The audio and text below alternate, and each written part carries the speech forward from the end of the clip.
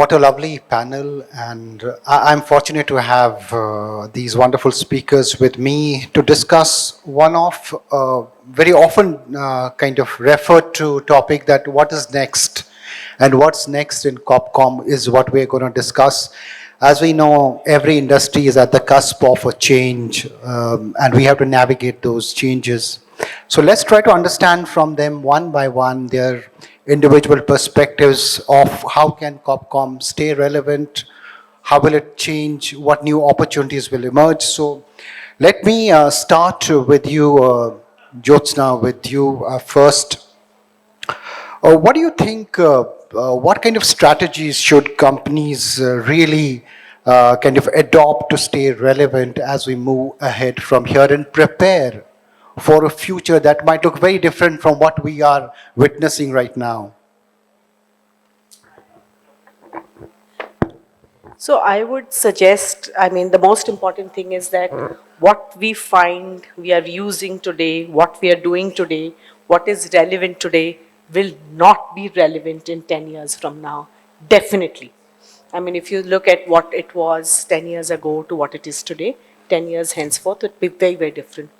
But, when we said AI is in its nascent stage, it's long past nascent stage, it's the cornerstone of every, communication work, etc. that we do. So that is definitely going to move at a much faster pace, leaps and bounds. But most important, what will remain, which I noticed in the earlier panel also was being discussed, is the human connection is very, very important. I think that is what is going to remain constant. So how do you remain relevant in today's ecosystem?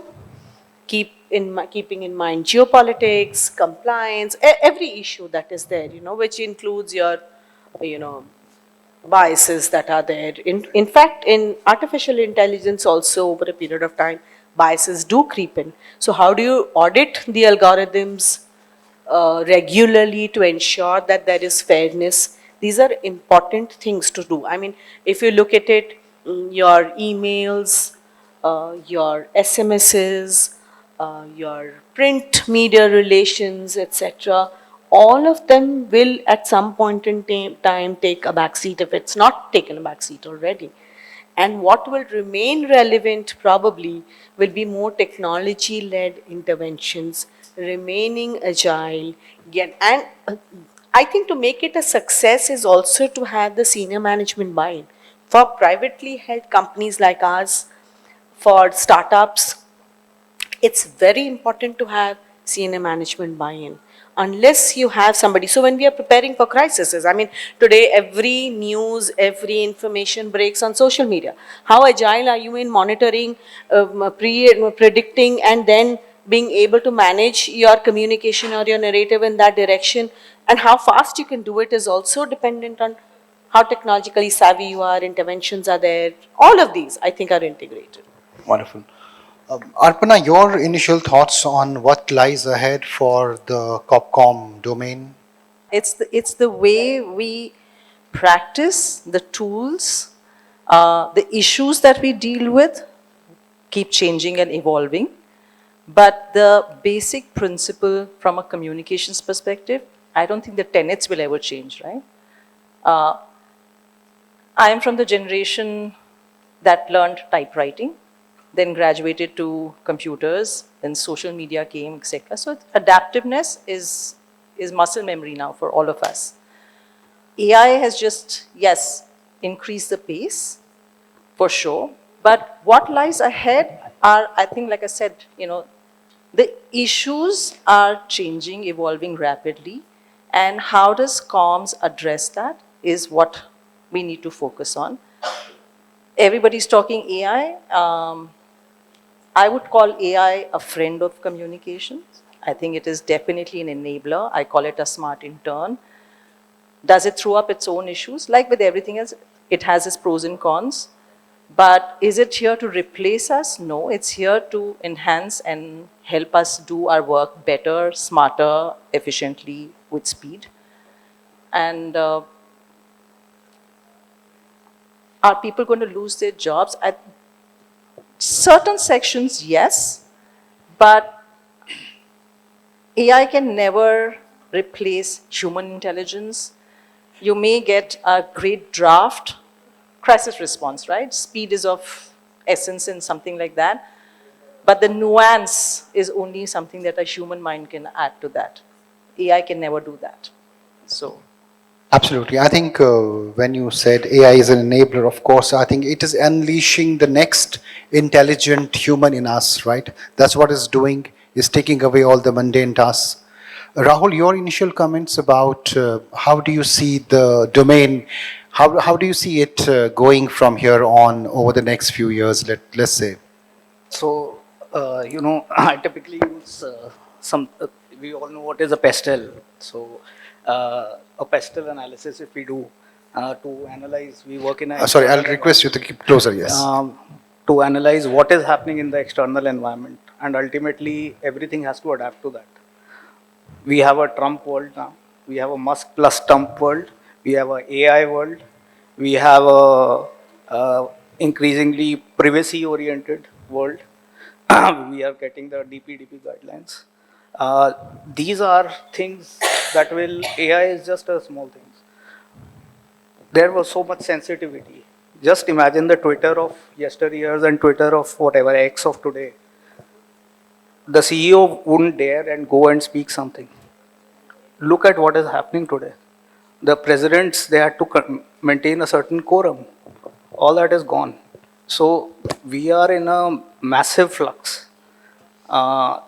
Plus, there is a continuous, I don't know, the world economy is going to close, the barriers are going to come in. Country first is going to take, certainly, you are suddenly a world leader internationally, a product. So I was trying to reach global audiences. Suddenly, inward focus will happen. So that this is next 2 to 3 years will completely change what is the way businesses operate, and communication has to align likewise. And the tools, resources, AI is an instrument. Who's our TG? What has to be the messaging? How it will adapt to the external environment has to fundamentally change. So it needs to be extremely dynamic. It has to be ahead of the curve, visualize certain things. And obviously, there are a lot of things that you can't visualize, like what Musk will say tomorrow or what Trump will say, and react like this. So you need to have a 24/7 approach. It always was, but it's very, very different now. So. Exactly. The context is changing, and where it's coming from is going to influence of all of us. It's influencing all of us. Mukul, let's have an initial thought. And then I would have a question around what you spoke about, Rahul. Yes. So yeah, interesting. All of us, we were having a chat in the other room, and we also kind of have thought of saying that the world is changing, right? It's going to a world of digital age, the AI and the others.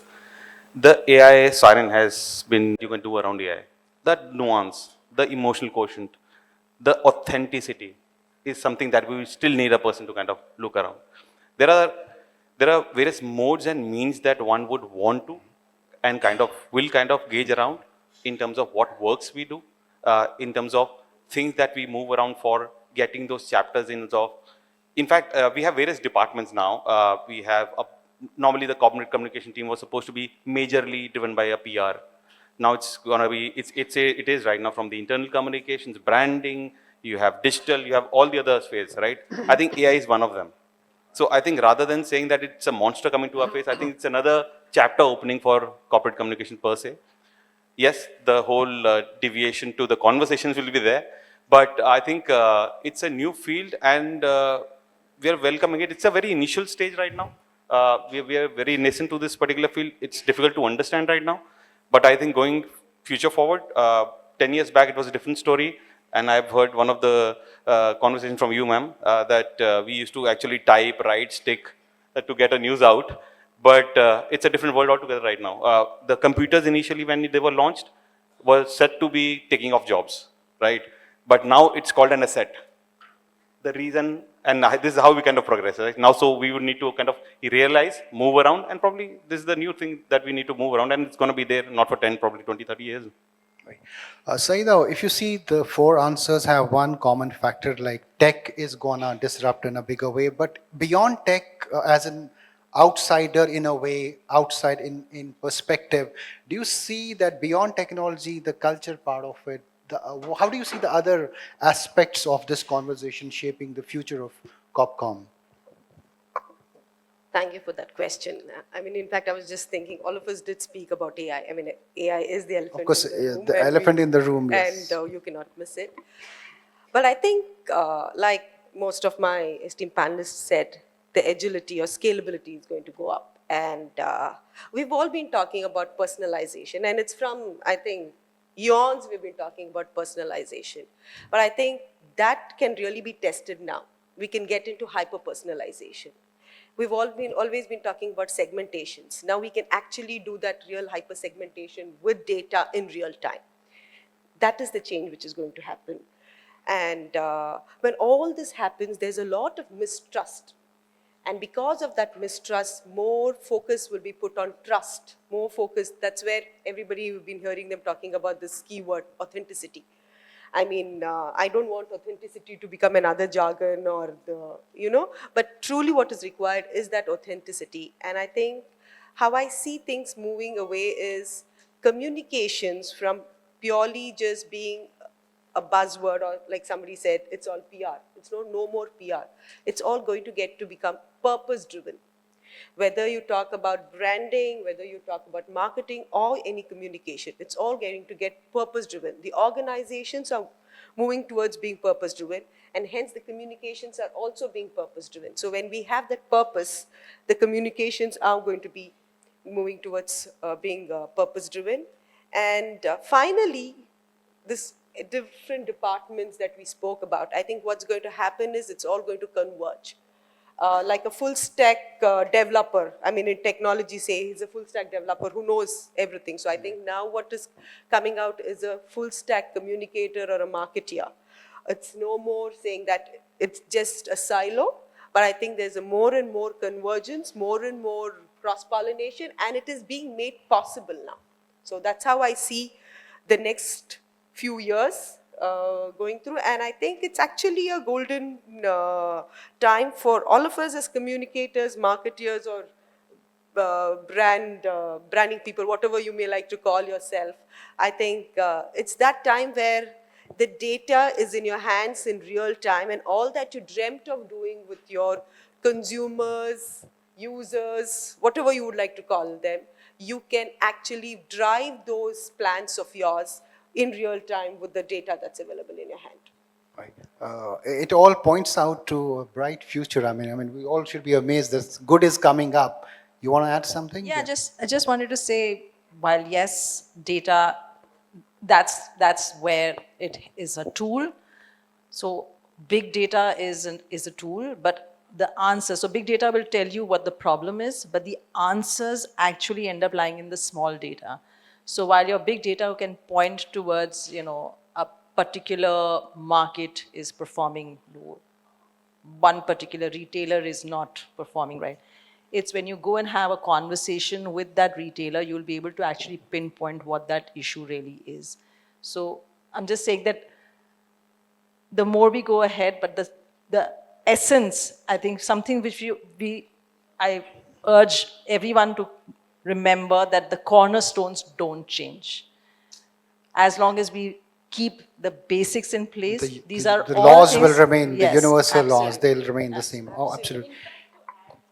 Your question, the question that you had for her is also that she did mention personalization, and we all agree to personalization, but that personalization will have to have an element of being culturally sensitive. As nano influencers coming, and we're not looking at, and obviously we are careful about influencers when we're using them, but the nano influencer in a remote town in Maharashtra will have certain sensitivities that we as communicators need to be aware of as compared to somebody in Meerut. So those nuances are something that are going to drive conversations, narratives, storytelling. All of that will determine, how well we know our audience. Right. And the beauty with this is the technology. I mean, if you're talking about AI as of technologies, as much as you provide into it, right? The kind of prompts that you provide into it, it just keeps learning. I mean, it's learning at the kind of pace it is learning at. I mean, I use it at a daily basis.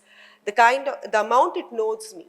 I was just today saying, and it gives me my own details. I mean, if I want something, it gives me my own details. This is the person, this is what she does, this is where she is, this is her likes, this is her dislikes, this is what she has done, and gives the answer as per what I want. So similarly, when you're talking about those nuances and thing, and as you keep feeding in, and like she rightly said, it's a tool for us to play, and you can enjoy with it, you can play with it. The amount of nuances that you keep giving, it keeps playing up. And at the end of it, this is what it is. It is all human-centered. Right. So the human is at the center of the heart, and Right. Let me get my panelists with another part, which is our topic also says what lies ahead. Okay. So this point is also, I want to pose a question that how do you make sense of the communication, which is essentially meant to be vetted through COPCOM and comply with brand messaging. And when you see global readers out there firing people on Twitter, you saw the recent press conference at the Global Front. How does that influence the future, what lies ahead? Is there a fear that that may inspire a new challenge? How do you see that part playing out in the larger communication space? Okay, no, so basically, see, that's something that was always there. But social media has probably elevated that, right? And unless you have real-time tracking tools where you are able to identify the issue, and I'll give you an example, a very small thing, okay? Rajnikantha is a pan masala and not a tobacco brand. When this regulation came in where IPL players said that, there'll be banning of alcohol and tobacco advertising, the first thing that came to my mind was, I am sure in certain stories, people will inadvertently mention Rajnigandha as a tobacco brand. Now, that has got nothing to do with tobacco, but in my mind, as a communicator, I'm thinking, okay, that's a possible crisis, right?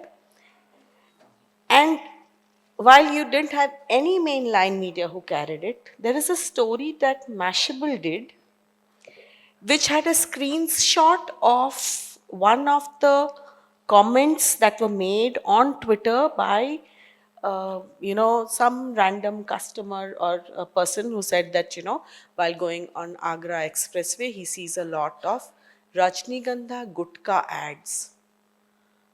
I mean, look at the reputational damage. It's just a screenshot. And Mashable has also not done its due diligence to see whether it is a tobacco brand or not.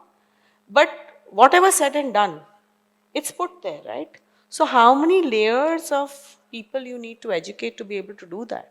So, in situations like this, social media definitely plays up. Right. So it's very, I would say that it's important today to be agile. Right. I think to the point that you were making, Rohit, it boils down to a couple of things. One is a culture piece, right? What you do out there, whether you're doing a press conference online, you're firing people online, is a cultural issue. That boils down to how authentic you are. If it's authentic to your brand and that's how you want to be. We all thought when Branson came into town on an elephant, it was brash, but that was his brand, and we then went on to celebrate it.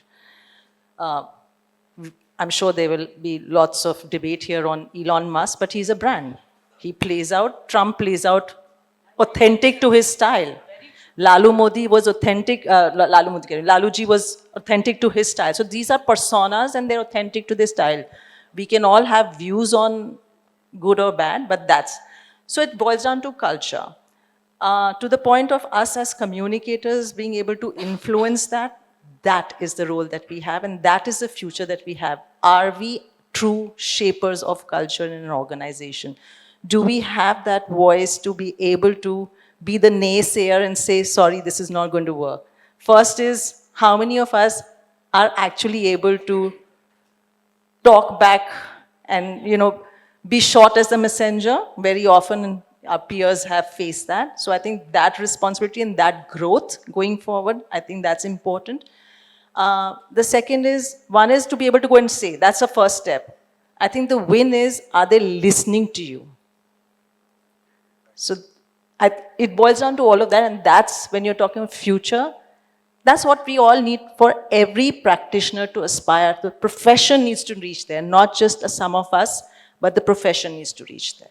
No, I think she's very right in what she said, that as communicators, how many of us can actually question? More importantly, I think one of the key tenets that we as communicators should have is to be a devil's advocate. Because you have to be the reputation manager. So how do you manage that, and how do you look at the various aspects that are there which could hit you, which they are not thinking at that point in time? Right. My two gentlemen are feeling a little left behind, so let me come to them. Rahul, if we look from here on, do you think what are the trends that will become obsolete? Which are those trends according to you in the communication space?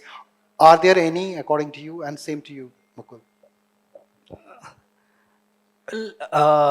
Nothing immediately. We might say that, for instance, print might die, but it's not dying immediately. There is still a lot of love, as we all know from our It's not in the leadership. ICU also. Yeah. Yeah. Yeah. So there is absolutely a lot of love for it. There is a cost, of course, there is an environmental cost to it, and we are anyways going back in time on a lot of things. So it will be kind of a hybrid mode for many, many years to come. So I can't really visualize anything which is, as she says, it is one of the basics. The fundamental is the stories originating from maybe the print, the core or the depth stories are still coming. It is also coming online. It is also coming from various. So there are multiple platforms. That is one element. But others will keep adding, and maybe it's there is a depreciation trend, as we say. So others will start depreciation or losing their value, and so it's a elimination over a period of time that will happen. Right now, nothing is happening. We are in a transition phase, clearly, but the death of print, as it was visualized, the death of PowerPoint, it's not happening immediately. There are people who are still there, and we need to remember that people who are sitting at the top, maybe 50, 60, they are still very much there. It's a generation that is sitting. Some of them are not even comfortable doing basic computing.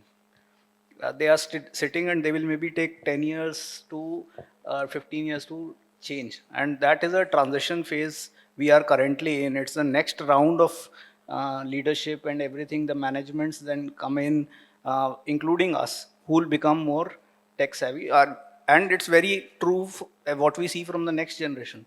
They are completely digital. For them, print makes no sense. They just can't think digital. So we are somewhere in an era which is intermediate, and top down, old things have a value. Bottom up, completely it's new focus. So it's a very evolving phase right now. Right. Mukul, which communication trend is about to get expired? I think interesting one, but I think communications never die, right? So the only thing that moves around or enhances is the tool that we'd always have taken as part of our rider. So we may start with something like a small postcards and letters that we used to have, graduated to emailers, went to social, approximately more than 400 million users within India, 18 plus, 18 and 18 plus, are actually using that particular platform. Will it get obsolete? I do not know. Will AI take over that as well? I do not know. But again, having said that, all of it remains at the fact that tools may change. The communications remain, the way ma'am also said, the human intervention is required in any of the communication that you so kind of choose to take. So the tool might vary, the tool might get obsolete, the typewriters did get obsolete, the computers might get obsolete as well. You might have everything in AI, right? But again, the sense of talking, writing, sharing will remain the same. So I think in terms of tools, yes, and the people that we always talk about, it's very different, and it's a very debatable topic that what goes first. But I would say that I think communication will never die. We'll change our style of writing. Or communicating for that matter. You want to add to it, or I want to pose my final question to all of you? No, I think I just want to add to it because I've been talking about personalization and hyper personalization. I think one size fits all will go away. One size fits all PR is no more going to be there. So it will get hyper personalized PR and those things. And then you will traditional media dominance that possibly will go away because everybody is now a owner. They can have their own channel. For example, Elon Musk, he uses X as his channel where he's making all the announcements, right? So like he said, the communications will be there, the tools will be different, how they're going to use, that is going to be different. So there are changes which are coming, and they are coming at a very rapid pace. Organization are in fact getting adapted or taking in AI learnings at a very rapid pace. I mean, they are getting all their employees trained, whether it is just not the technology folks, it's all the folks across the different functions. So the only thing is in this, I mean, it's here to stay. All that you have to do is you have to learn it. There's no two way about it. Right. My final question to all of you, starting with you, Jyotsna.